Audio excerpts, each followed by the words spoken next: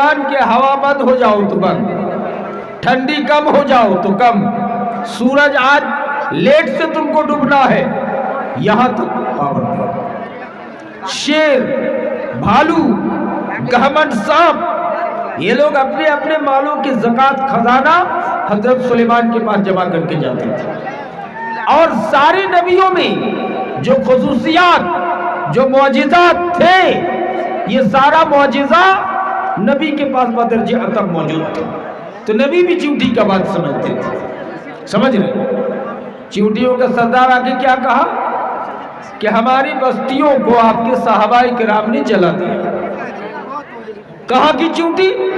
نبی نے علاقہ پوچھا، اس کے بعد صحابہ کرام کو جمع کیا، کہا کون ہو جن لوگوں نے چیونٹیوں کی بستیوں کو جلا دیا ہے؟ چیونٹی کے سوراخ کو جلانے کا کام کس نے کیا؟ حضرت عبداللہ ابن عمر کہتے اللہ کے رسول، ہم لوگوں نے چیونٹیوں کی بستی کو جان بوجھ کر جلایا نہیں، ہم لوگوں نے کھانا پکانے کے لیے چولہا بنایا تھا، اس چولہا کی بغل میں چیونٹیوں کی سوراخیں موجود، ہم سب کو پتا نہیں اس چولہا میں کھانا بنانے کی وجہ سے چیونٹیاں جل گئی، اس کے لیے معافی کے طلبگار ہیں، ہم ان چیونٹیوں کے راجا سے معافی مانگتے ہیں۔ اللہ کے رسول نے کہا یہاں سے چولہا والا بند کرو۔ جب چولہا بنایا، کھانا بنا رہا تھا، تو تم لوگوں کو دیکھنا نہ چاہیے کہ یہاں چیونٹیوں کی سوراخ ہے، چیونٹیاں جل رہی ہے؟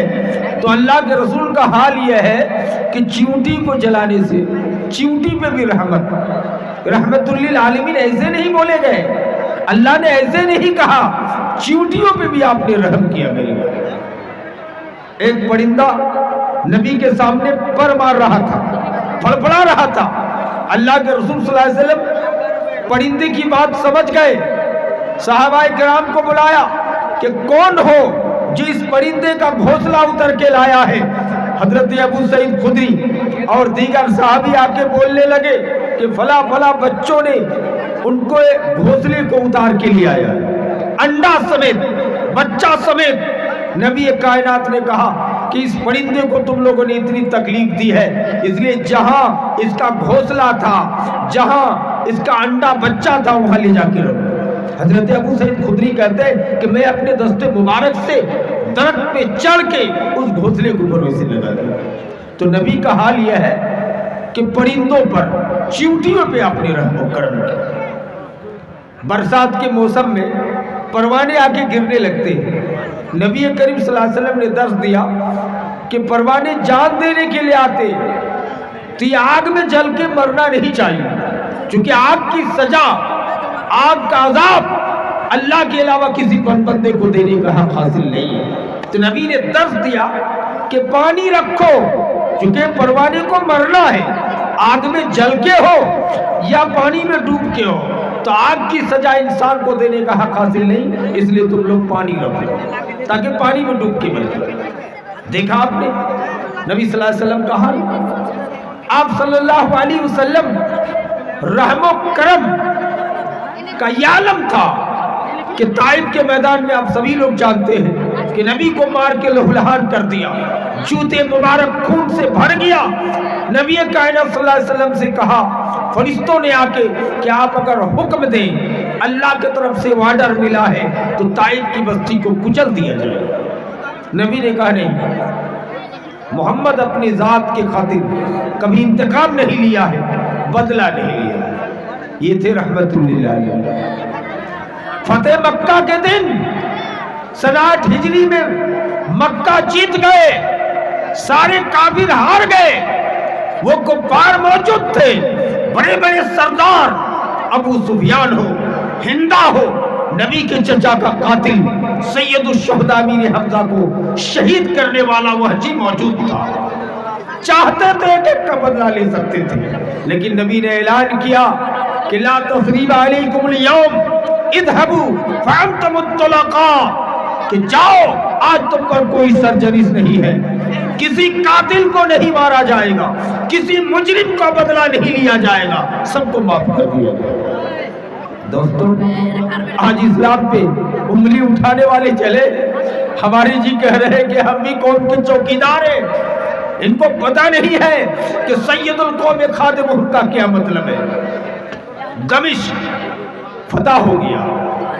دمشق کا نام اس لیے لے رہا ہوں کہ پوری دنیا میں جو سیریا کی راجدھانی دمشق ہے اور عراق کی راجدھانی بغداد، یہاں سب سے بڑا کوالٹی والی تعلیم شکشا کے لیے بڑی یونیورسٹی بنی تھی۔ اتنا بڑا اور اتنا جامع، اتنا ٹھوس یونیورسٹی آج تک دنیا نہیں بنا سکی، دمشق کی طرح اور بغداد کی طرح۔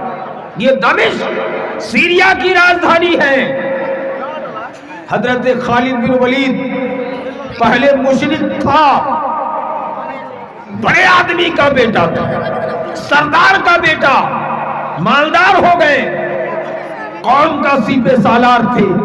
حضرت عمر نے ان کو ہٹا دیا تھا، بیت المقدس دمشق جیت گئے، فتح ہو گیا۔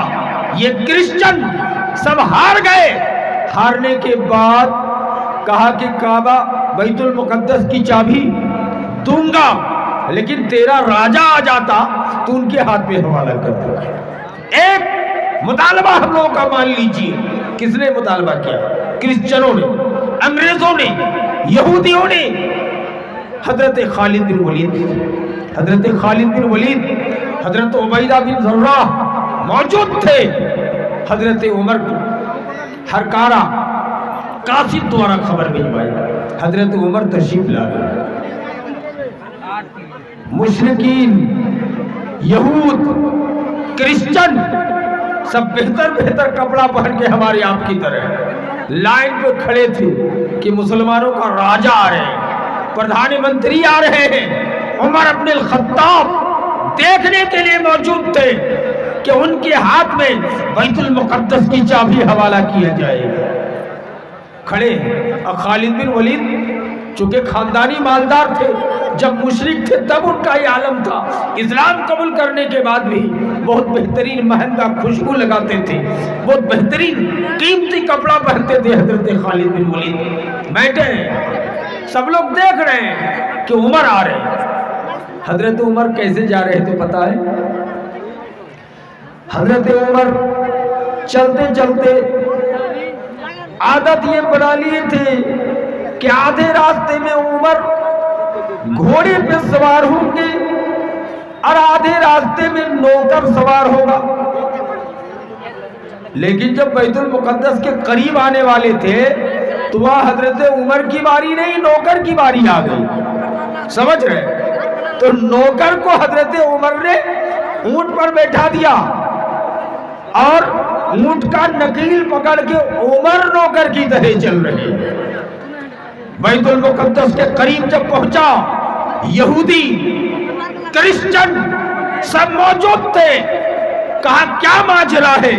شکل و صورت میں تو نکیل کھینچنے والا، اونٹ کو کھینچنے والا فاروق اعظم سمجھ میں آ رہا ہے، لیکن بیٹھا ہے یہ تو کوئی غلام لگ رہا ہے۔ یہ منظر دیکھ کر بیت المقدس کی چابی حوالے کے ساتھ ساتھ کرسچنوں نے ایک ساتھ زور سے اشہد ان لا الہ الا اللہ و اشہد ان محمد رسول اللہ پڑھ کے اسلام قبول کر لیا تھا۔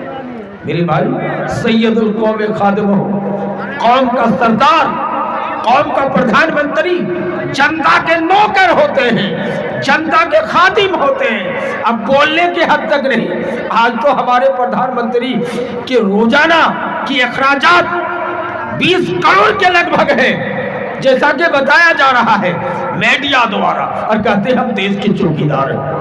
آپ کو پتا ہونا چاہیے یہ تھے سید القوم خادمہم، قوم کا سردار، قوم کا نوکر ہوا کرتے ہیں۔ آپ کو پتا ہونا چاہیے ایک مسامات، بوڑھی عورت، ران عورت ہے، اس عورت کے گھر میں روزانہ گھر میں جھاڑو باڑو، باتھ روم صاف کر دیا کرتے تھے۔ حضرت عمر کہتے ہیں کہ میری خواہش ہوئی کہ بادشاہ ابو بکر صدیق ہے تو میں صاف کر دوں گا، لیکن جب بھی اس مسامات کے گھر میں، اس ران بیوہ کے گھر میں جھاڑو لگانے کے لیے آتا ہوں، بیت الخلا باتھ روم صاف کرنے کے لیے آتا ہوں، تو صاف پاک پاتا ہوں۔ کون صاف کر کے جاتا ہے؟ امیر المومنین حضرت عمر کہتے ہیں کہ میں نے عزم کر لیا کہ آج رات بھر جگ کر میں دیکھوں گا کہ اس گھر میں جھاڑو دینے کے لیے، باتھ روم صاف کرنے کے لیے کون آتا ہے۔ ہم لوگوں کا تو علم یہ ہے کہ باتھ روم میں پاخنا کر کے نکلتے، 2 بالٹی پانی نہیں مار پاتے، دوسرے کو تکلیف دیتے، لیکن امیر المومنین فاروق اعظم دیش کے پردھان منتری ہے، دیش کے خلیفۃ المسلمین ہے، ایک مسامات کی گھر صاف کرنے کے لیے پہراداری کر رہے ہیں۔ کہتے رات میں جگ کے بیٹھے ہیں، 1 بجے رات کو حضرت عمر کہتے ہیں کہ میں نکلتے ہوئے دیکھ رہا ہوں کہ حضرت ابو بکر صدیق رضی اللہ تعالیٰ عنہ اس بیوہ، ران بیوہ کے گھر کے جھاڑو دے کر باتھ روم کو اپنے ہاتھ سے دیش کا پردھان منتری صاف کر کے نکل رہے ہیں۔ یہ کون دیکھا؟ فاروق اعظم نے دیکھا۔ صاف کس نے کی؟ حضرت ابو بکر صدیق۔ دنیا میں ایسا پردھان منتری دکھا سکتا ہے؟ ارے زبان سے بول دے کہ میں دیش کا چوکیدار ہوں، لیکن اسلام نے پریکٹیکلی طور پہ دکھا دیا ہے کہ ابو بکر صدیق نے، فاروق اعظم نے، عثمان غنی نے، علی مرتضیٰ نے دکھا دیا ہے۔ اس لیے مہاتما گاندھی جی لکھتے ہیں، یہ خطوط سب کے پاس موجود ہے، کہتا ہے مہاتما گاندھی بھارت کے دیش کا باپو بول رہے ہیں کہ میں دیش چلانے کے بارے میں، ملک چلانے کے بارے میں رامائن کی بات نہیں کر سکتا، یہ ان کا شبد ہے۔ گیتا، منوسمرتی کی بات نہیں کر سکتا ہوں، رام کتھا، کرن جی کے بارے میں نہیں جانتا ہوں، لیکن یہ بات ضرور جانتا ہوں، یہ بھارت کے سب سے پہلا انسان جن کے ہر روپیے میں تصویر ہے، دیش کا باپو ہے، آزادی ہند کے ہیرو ہیں۔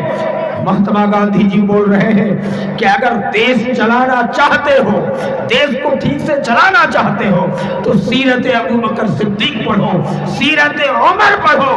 میں رام کتھا نہیں جانتا، میں منوسمرتی گیتا نہیں جانتا، لیکن میں یہ جانتا ہوں کہ اگر دیش چلانا چاہتے ہو تو فاروق اعظم اور ابو بکر کے صدیق کی سیرت پڑھو۔ میری بھائیو دوستو، یہ لوگ تھے سید القوم خادمہم کا تقاضا، متقاضی تھے کہ قوم کا سردار، قوم کا راجا، قوم کا پردھان منتری جنتا کے خادم ہوتے ہیں، جنتا کے نوکر ہوتے ہیں۔ پریکٹیکلی طور پر فاروق اعظم نے دکھا دیا، میرے بھائی صدیق اکبر نے دکھا دیا، علی مرتضیٰ نے دکھا دیا۔ آج اس جماعت کو، اس اسلام دھرم کو پوری دنیا میں عالمی سطح پر بدنام کرنے کی کوشش کی جا رہی ہے، لیکن بدنام نہیں کر پاؤ گے۔ مورخین نے لکھا ہے اسلام وہ پودا ہے جتنا کاٹنا چاہو گے، جتنا کاٹو گے ہرا ہوگا، مٹانا چاہو گے یا اور اس کا اجاگر ہوگا۔ میرے بھائی لیکن شرط ہے، نبی کی ایک حدیث ہے کہ اسلام تلوار کے سائے، تلوار کے سائے تلے اسلام کا پروان چڑھا ہے۔ کیوں؟ یہ اس کا مطلب یہ نہیں ہے کہ اسلام صرف تلوار کے ذریعے یا تلوار کے سائے تلے ہی اس کا پروان چڑھا ہے، ایسی بات نہیں ہے۔ معاملہ یہ ہے کہ مضبوط ایمان رکھنا پڑے گا، انصاف کرنا پڑے گا۔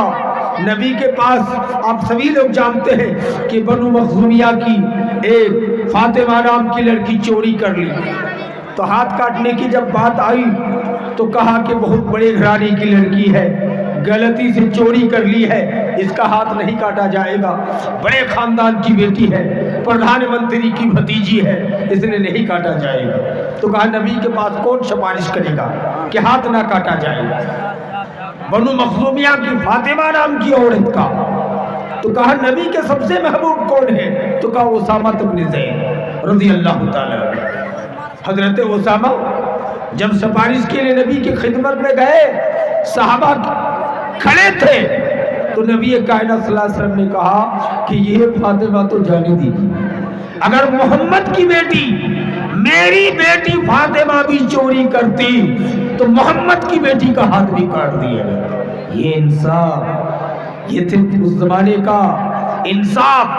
آج ہم نے انصاف کو بالائے طاق رکھ دیا ہے، ہم دیش چلانے چلے ہیں، ایک مکھیا گیری چلانے چلے ہیں۔ اب مجھے تعجب ہے کہ ایک معمولی وارڈ ممبر اور معمولی پوسٹ کے لیے ہم 1000 بار ہاتھ جوڑتے ہیں، شرک کرتے ہیں، جھک کے سلام کرتے ہیں۔ آپ کو پتا ہونا چاہیے کہ اکبر ساسانی بادشاہ لال قلعہ میں بیٹھا ہے، جماعت اہل حدیث کے بڑے عالم علامہ اسماعیل شہید کو بلایا، کہا کہ آؤ میرے پاس۔ اسماعیل شہید رحمہ اللہ نے لکھا کہ تمہارے یہاں جو بھی جاتا ہے جھک کے پرنام کرتا ہے، تم کو سجدہ کرتا ہے، میں آؤں گا اس شرط پہ کہ میں تم کو سجدہ نہیں کروں گا، تم کو رکوع نہیں کروں گا، تم سے صرف مصافحہ کروں گا ایک ہاتھ سے اور بیٹھ جاؤں گا۔ بات جو کرنی ہے، اگر یہ کرنی ہے تو میں تمہاری بات پہ آ رہا ہوں۔ کہا منظور ہے۔ علامہ اسماعیل شہید لال قلعہ کے گیٹ سے اکبر ساسانی بادشاہ کے دربار میں پہنچتے ہیں، السلام علیکم کہہ کر ایک ہاتھ سے مصافحہ کر کے بیٹھ جاتے ہیں۔ اکبر ساسانی کہنے لگے کہ سب لوگ آ کے مجھ کو رکوع کرتے ہیں، سلام کرتے ہیں، میرے سامنے جھکتے ہیں، لیکن آپ کیوں جھکنے کے لیے تیار نہیں ہوئے؟ حضرت اسماعیل شہید رحمہ اللہ نے کہا تھا کہ اکبر ساسانی تم بادشاہ ہو، تم کو پتہ نہیں ہے کہ اللہ کے علاوہ اسلامی شریعت میں کسی کے سامنے ماتھا ٹیکنا یا سر جھکانا شرک ہے، شرک ہے، شرک ہے، اور یہ اتنا بڑا شرک ہے کہ دنیا کے ہر پاپی کو معاف کیا جا سکتا ہے لیکن شرک کرنے والے کو معاف نہیں کیا جائے گا، اس لیے تیرے سامنے میں جھک نہیں سکتا ہوں۔ کہا کیوں؟ کہا شرک بہت بڑا جرم ہے، کس وجہ سے کہہ رہے ہو؟ حضرت اسماعیل شہید رحمہ اللہ نے کہا تھا کہ اکبر ساسانی اللہ کی مرضی کی بات ہے، صحیح بخاری کی حدیث میں موجود ہے کہ زانی کو، زناکار کو، بیسیا کو ایک کتے کو پانی پلانے کی وجہ سے اسلام نے جنت کی خوشخبری سنا دی۔ آپ کو پتا ہونا چاہیے بادشاہ اکبر ساسانی، آپ کو پتا چلنا چاہیے کہ ایک 99 آدمی کے قاتل کو اللہ نے معاف کر کے جنتی بنا دیا ہے، اس بنیاد پر کوئی شرک نہیں کیا تھا۔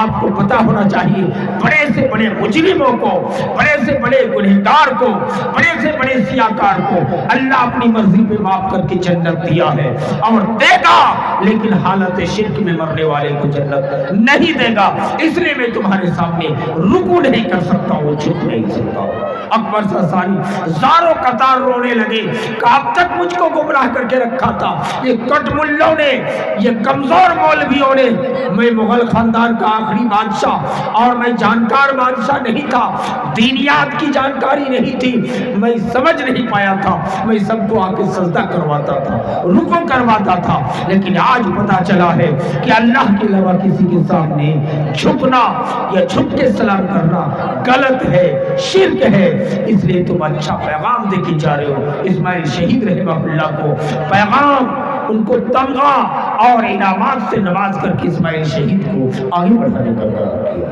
میری بھائی، یہ علامہ اسماعیل شہید تھے جن کی دعوت و تبلیغ کا نتیجہ ہے کہ آج اہل حدیث کا بڑا مدرسہ جامعہ سلفیہ مرکزی دارالعلوم بنارس کا قیام ہوا۔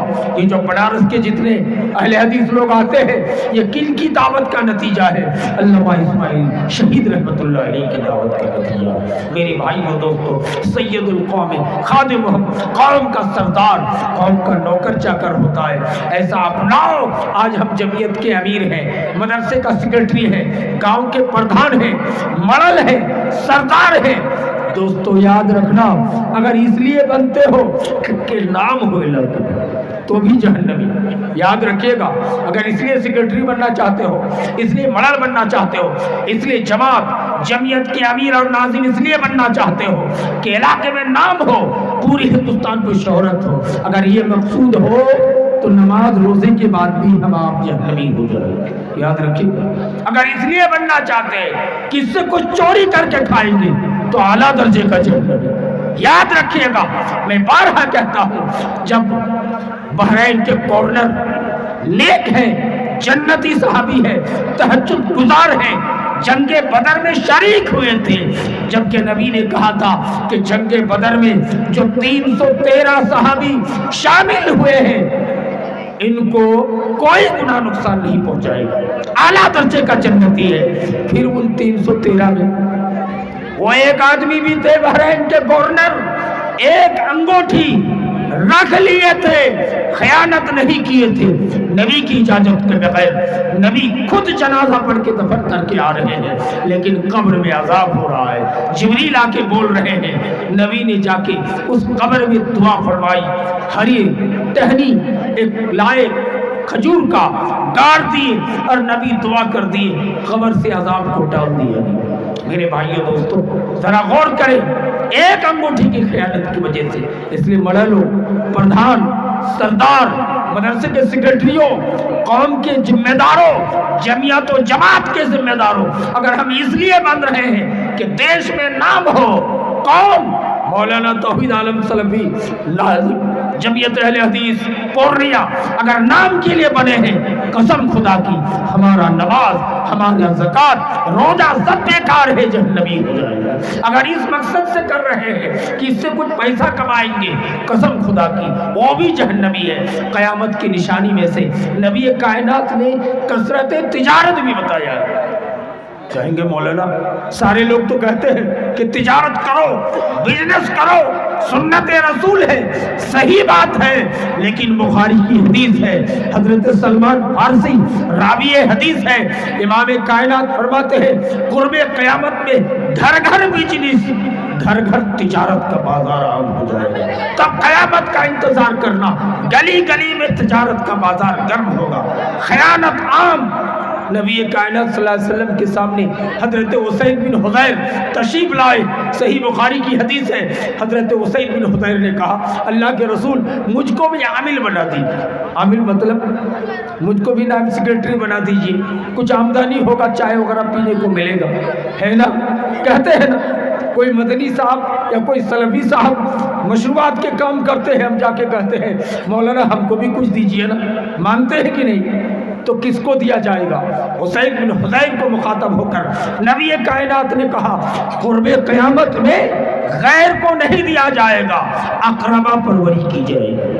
بخاری کی حدیث، اسید بن حضیر کو نبی نے کہا تھا کہ یہ نل، یہ ٹیبل، یہ مسجد، یہ ذمہ داری خاندانی لوگوں کو دے گا، رشتہ داروں کو دے گا، چاہے رشتہ داری سسرالی ہو یا خاندانی ہو۔ اسید بن حضیر کو نبی کائنات صلی اللہ علیہ وسلم نے مخاطب ہو کر کے کہا تھا۔ میرے بھائیو دوستو، قوم کا سردار، قوم کا مالک، قوم کا ذمہ دار حقیقت میں شریعت میں نوکر ہوا کرتے ہیں۔ یہ ہارون رشید، عمر بن عبدالعزیز رحمت اللہ علیہ اور صحابہ کرام نے پریکٹیکلی طور پہ دکھایا ہے۔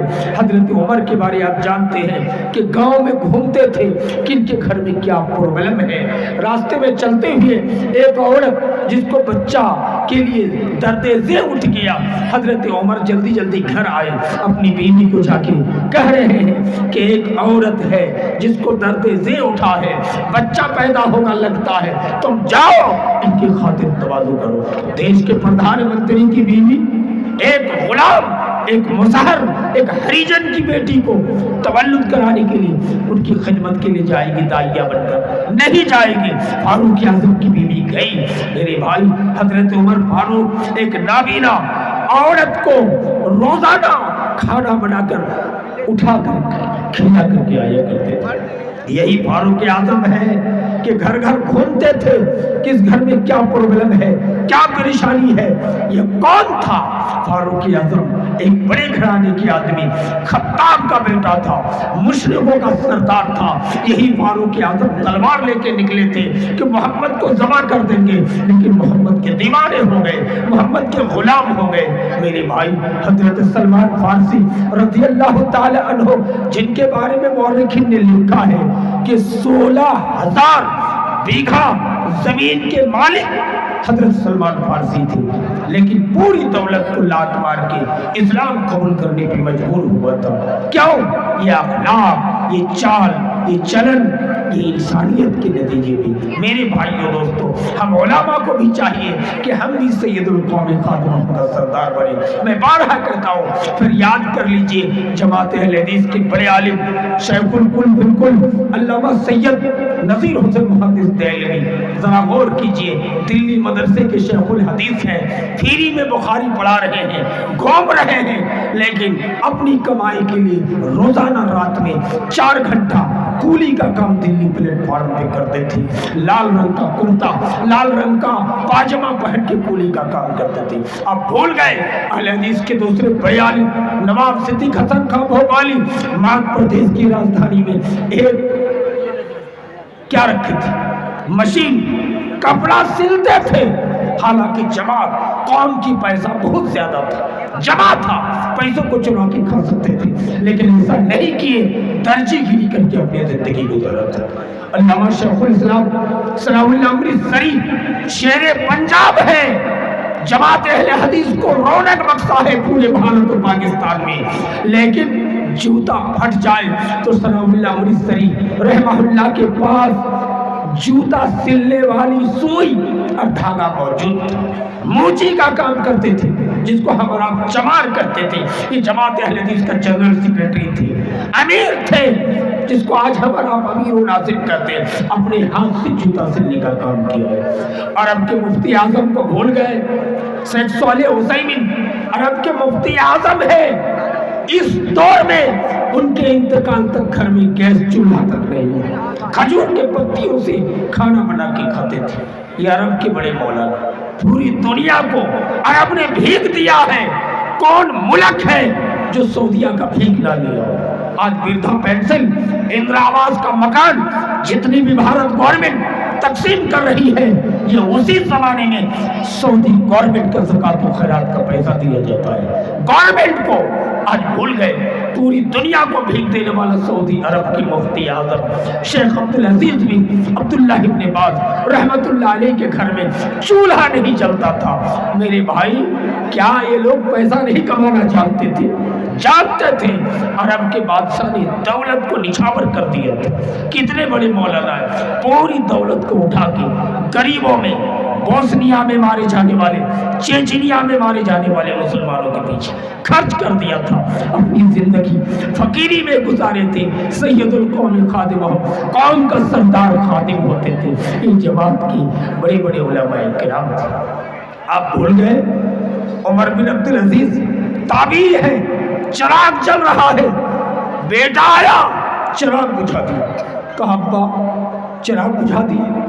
کہا بیٹا تم گھر کی ترقی کی بارے بات کرو گے، اور یہ چراغ میں تیل قوم کی امانت کا پیسہ جل رہا ہے، اس لیے عمر بن عبدالعزیز چراغ کو بجھا دیا۔ دوسرا چراغ جو جلایا، اس چراغ میں اپنے پیسے کا کراصن تیل ڈال کے رکھا۔ یہ تو عمر بن عبدالعزیز رحمت اللہ علیہ۔ میرے بھائی، یہ عمر بن عبدالعزیز کون تھے؟ آپ کو سمجھنا چاہیے میرے بھائیوں دوستوں۔ سید القوم خادم، قوم کا سردار خادم ہوتے ہیں۔ نبی اتنے وعدے کے پکے تھے میرے بھائی۔ نبی کائنات صلی اللہ علیہ وسلم جا رہے تھے، راستے میں ایک آدمی نے بیٹھا دیا کہ ابھی آ رہا ہوں۔ 3 دن تک نہیں آئے، نبی اس جگہ پہ بیٹھے ہیں۔ زاد المعاد میں علامہ ابن قیم نے لکھا ہے 3 دن کے بعد وہ آدمی آتا ہے، یہودی تھا۔ کہا کہاں آپ بیٹھے ہیں؟ کہا کیا معاملہ ہے؟ کہا کہ میں یہی نماز پڑھا، پیشاب و پاخنے کے لیے جب جاتا تو اس غلام کو بیٹھا دیتا کہ آئے گا ہمارا ساتھی تو بولنا کہ نبی گئے ہیں بات روم، گئے ہیں۔ 3 دن تک بیٹھا ہوا دیکھا، وہ یہودی اشہد ان لا الہ الا اللہ پڑھ کے اسلام قبول کر لیتے ہیں کہ میں اپنی کتاب میں پڑھا تھا کہ محمد صلی اللہ علیہ وسلم ایسے رحمت للعالمین ہوں گے کہ وہ 3 دن تک ایک آدمی کا انتظار کرے گا۔ میرے بھائی، وعدے کے کبھی خلاف کرنے والے نہیں ہوں گے۔ میں نے پریکٹیکلی طور پہ آپ کو پا لیا میرے بھائی۔ یہ نبی کائنات صلی اللہ علیہ وسلم کا درس تھا۔ آپ سبھی لوگ جان چکے ہیں کہ ایک بوڑھی عورت جو نبی سے نفرت کر کے بھاگ رہی تھی، نبی نے ان کو یمن کے بارڈر تک پہنچا دیا تھا، تو دیکھ کر کے اسلام قبول کر لی تھی۔ بوڑھی کہہ رہی تھی کہ میں آپ کا چہرہ بھی نہیں دیکھا تھا، لیکن سنا تھا کہ محمد دیوانہ ہے، محمد پاگل ہے، محمد جادوگر ہے، اس لیے آپ کا چہرہ دیکھنا گوارا نہیں تھا، اس لیے بھاگ رہی تھی۔ لیکن آپ جیسے اچھا لڑکا، آپ جیسے اچھا آدمی پوری دنیا میں آج تک میں نے دیکھا ہی نہیں ہے، اس لیے اب یمن مت لے چلو، مجھے کلمہ پڑھا کے مدینہ لے چلو۔ آپ کو پتا ہونا چاہیے یمامہ کا گورنر حضرت ثمامہ اسلام کا دشمن تھا، ہزاروں مسلمانوں کو قتل کیا تھا، پکڑ کے لایا گیا، پکڑ کے لا کے مسجد میں باندھ دیا گیا۔ کون؟ 1000 مسلمانوں کے قاتل ثمامہ کو مسجد پہ لا کے باندھ دیا گیا۔ اس سے پتا چلا کہ غیر مسلم مشرک کو بھی مسجد میں سلایا جا سکتا ہے، مشرک کو، کافر کو، یہودیوں کو بھی مسجد میں بستر لگایا جا سکتا ہے۔ یمامہ کے گورنر 1000 مسلمانوں کے قاتل کو لایا گیا۔ نبی پوچھ رہے ہیں صبح آ کر کھلانے پلانے کے بعد کہ میرے چہرے کی طرف دیکھو، کہ آپ کے چہرے سے کوئی برا چہرہ نہیں، سینہ تان کے بول رہا ہے، چونکہ بادشاہ تھا عیسائیوں کا، یمامہ کا گورنر، کہا میرے مدینے کو دیکھو، کہا خراب، سب خراب، آپ کی کتاب خراب، سب خراب۔ نبی نے کہا ان کو چھوڑ دیا۔ 3 دن کے بعد نبی چھوڑ دیا۔ جتنا تیزی سے بھاگتے ہوئے گیا تھا اتنا تیزی سے بھاگتے ہوئے آیا، کہا مجھے کلمہ پڑھا دیجیے۔ یہ کون تھے؟ یمامہ کے گورنر ثمامہ، کرسچن کا سردار، اسلام قبول کر لیا تھا۔ میری بھائیو دوستو، ہمیں آپ کو چاہیے کہ واقعی سید القوم خادموں کا سردار بنے، مصداق بنے۔ اگر ایسی باتیں ہوتی، ذرہ برابر ہمارے آپ کے اندر ایمان ہوتا تو ملل بننے کے لیے جھگڑا نہیں ہوتا، ایک گاؤں میں 6 پنچایت نہیں ہوتا۔ اگر یہ ایمان ہوتا ہمارے اندر تو آج مدرسے کے سیکرٹری بننے کے لیے جھگڑا نہیں ہوتا۔ اگر ایمان ہوتا تو آج چاپلوسی کر کے ہم جماعت اور جمعیت کے لازم کو نہیں بنواتے، چھوڑ دیتے۔ جنتا چن لے، عوام چن لے، ایسا ہم نہیں کر پاتے۔ ہمارا ایک اوپر کا بھیل دکھانے کے لیے ہے اور اندر میں کچھ اور ہے۔ میرے بھائی، ایمان کو مضبوط کیجئے۔ ایک جملہ بول کے ختم کرتا ہوں، ایمان مضبوط کیجئے، آپ آگے بڑھ جائیے۔ میں بارہا کہتا ہوں، حضرت بلال ایمان مضبوط کیے تھے کہ نہیں؟ کالے بلال حبشی کو جنتی کیا قرار دیا گیا؟ تکلیف برداشت کی لیکن ایمان چھوڑا۔ حضرت سمیہ رضی اللہ تعالی عنہ حضرت عمار کی ماں ہے، ابو جہل تلوار لے کے کھڑا ہے، اسلام چھوڑا نہیں چھوڑا۔ اس لیے سمیہ عورتوں میں، خواتین میں میری مائیں پہلے شہیدہ حضرت سمیہ۔ فرعون کی بیوی حضرت آسیہ علیہ السلام فرعون کی بیوی ہے، پوری دنیا فرعون کا سودا کر رہی ہے، لیکن فرعون کی بیوی حضرت آسیہ سودا نہیں کر رہی۔ حضرت آسیہ کے ہاتھ پیر میں کیل ٹھوک دیا گیا۔ فرعون تلوار لے کے کھڑا ہوا کہ آسیہ پوری دنیا میری سجدہ کر رہی ہے، تم بھی سجدہ کر لو، نہیں تو تم کو یہی سزا دی جائے گا۔ حضرت آسیہ نے کہا آسمان والا فرعون تم لوگوں کا خدا ہو سکتے ہو، لیکن میرا خدا آسمان میں ہے، وہ اللہ کی ذات ہے۔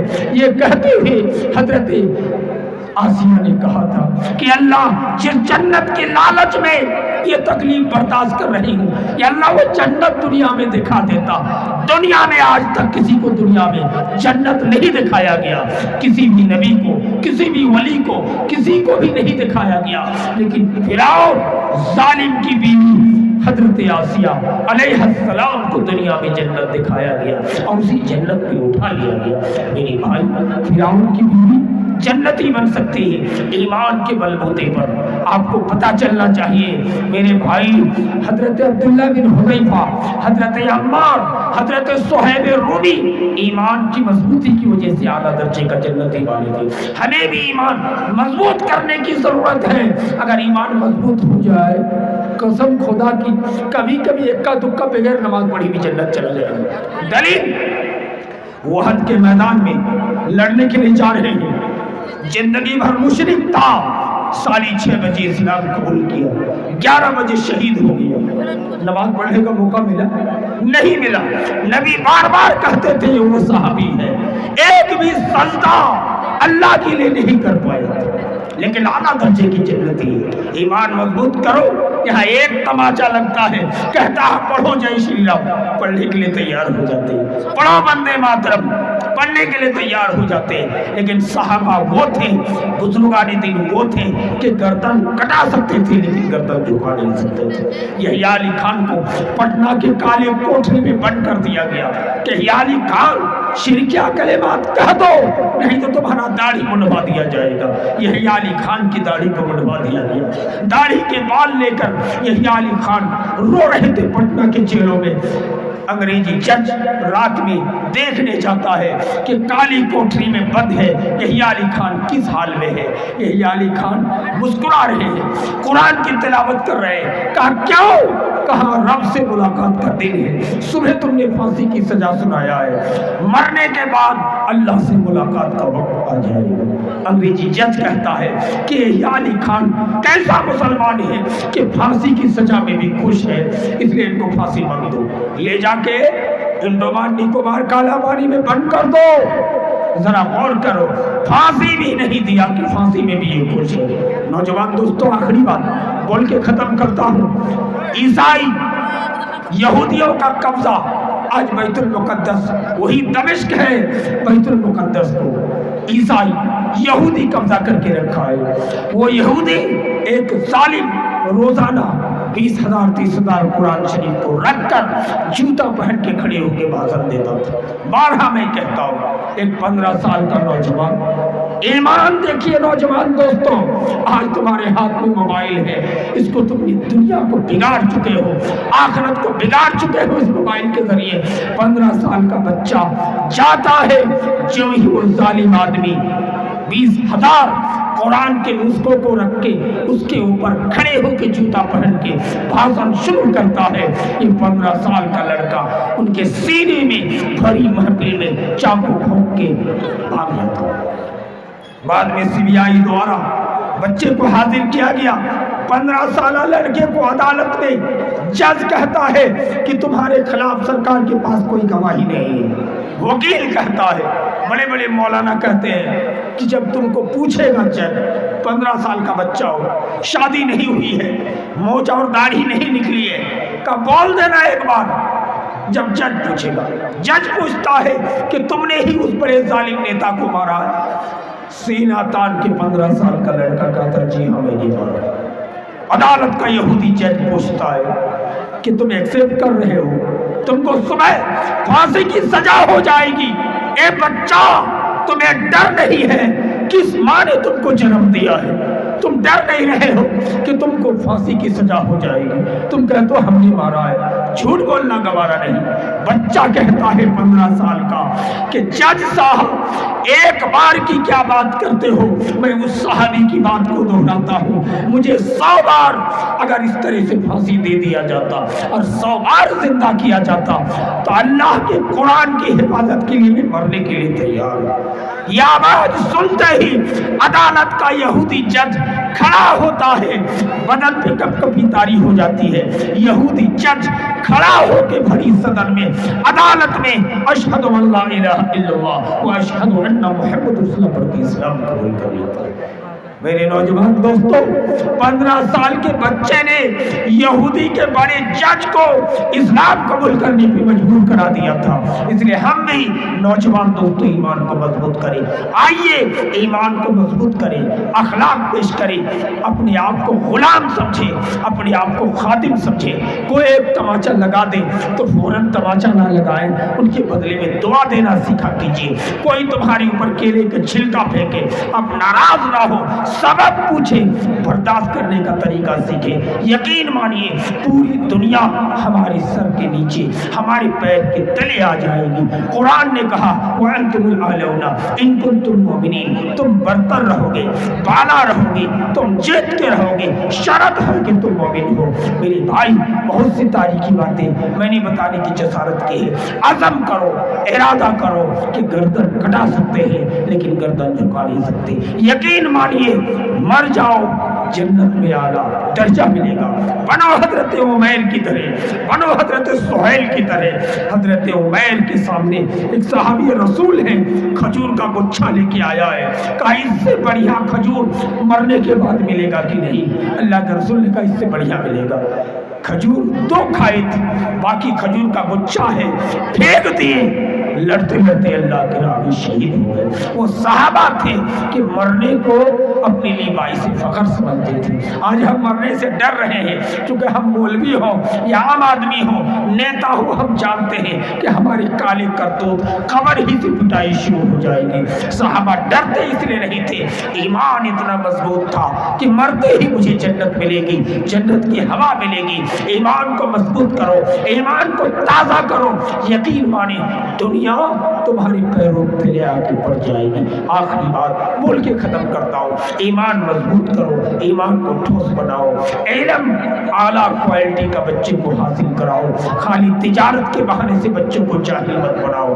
علم حاصل کراؤ، پوری دنیا میں تمہاری جیت ہوگی، تم بالا و برتر ہو جاؤ گے. میں نے اہل حدیث کی بڑے علماء صحابہ کرام کی تاریخی باتیں بتانے کی جسارت کی ہے کہ ان لوگوں نے کس طرح سے خدمات کی ہے. آخری بات بول کے جاتا ہوں، ہمارے معاشرے میں عادت ہے کہ اگر بارش کا موسم ہے، کہیں روڈ میں پانی پکڑ لیا ہے، کیچڑ ہو گیا ہے، تو لوگ موٹر سائیکل لے کے کسی کے گلی ہو کے جاتا ہے تو ہم لوگ بانس باندھ دیتے ہیں یا کانٹا لٹکا دیتے ہیں تاکہ یہاں سے نہ جائے.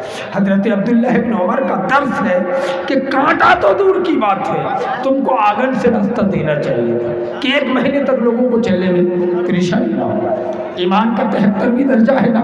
نبی نے فرمایا اماطۃ العداء عن الطریق، تکلیف دہ چیزوں کو راستے سے دور پھینکو. یہ تھے نبی رحمت للعالمین کہ جن کے درس میں ہے کہ تکلیف دہ چیزوں کو راستے سے ہٹا کر رکھو. ایسا ہمیں بننے کی ضرورت ہے، ایسے اخلاق پیش کرنے کی ضرورت ہے. یقین مانیے ہم اعلیٰ و ارفع ہو جائیں گے. اللہ تعالیٰ سے دعا ہے رب العالمین ہم تمام مسلمانوں کو نبی کائنات صلی اللہ علیہ وسلم جیسے رحمت للعالمین تھے ان کے نقش قدم پر ہم سب کو چلنے کی توفیق عطا فرمائے. یا اللہ ہم تمام مسلمانوں کو توفیق دے کہ ہم بھی مخیا بدھائک بن کے، گاؤں کے ملل بن کے، جمعیت کے امیر و ناظم بن کر کے سید القوم خادم ہوں. قوم کا سردار، قوم جنتا کا نوکر ہوتے ہیں، نوکر کا کام کر کے پریکٹیکلی طور پہ دکھائے گئے. ذرا غور کرو، بیت المقدس فتح ہو رہا ہے، دمشق کی محفل میں ہزاروں کرسچن بہتر کپڑا پہن کے کھڑا ہے، فاروق اعظم آ رہے ہیں. دیش کا پردھان منتری کیسے کہ اونٹ کا نکیل خود کھینچ رہے ہیں، اب غلام اونٹ پہ بیٹھا ہوا ہے. ذرا غور کرو، یہ ہے اسلام، یہ ہے اسلام جنہوں نے سید القوم خادم کا درس دیا تھا. اور اللہ سے دعا کیجیے کہ ہمارے موجودہ پردھان منتری جنہوں نے کہا تھا کہ میں دیش کا چوکیدار ہوں، میں فقیر آدمی ہوں، اللہ ان کو بھی توفیق دے کہ اسلام کے اس نقش قدم پر انہیں بھی چلنے کی توفیق عطا فرما. وہ پریکٹیکلی طور پہ بھارت دیش کا چوکیداری کرے، پریکٹیکلی طور پہ وہ فقیر بن کے رہے، ایسا ان کو بننے کی توفیق عطا فرما. اللہ تبارک و تعالیٰ سے دعا ہے رب العالمین ہم تمام مسلمانوں کو سید القوم خادم قوم کا سردار، جنتا کا نوکر ہم سب کو بننے کی توفیق عطا فرما. السلام علیکم ورحمۃ اللہ. جزاک اللہ خیر جزا.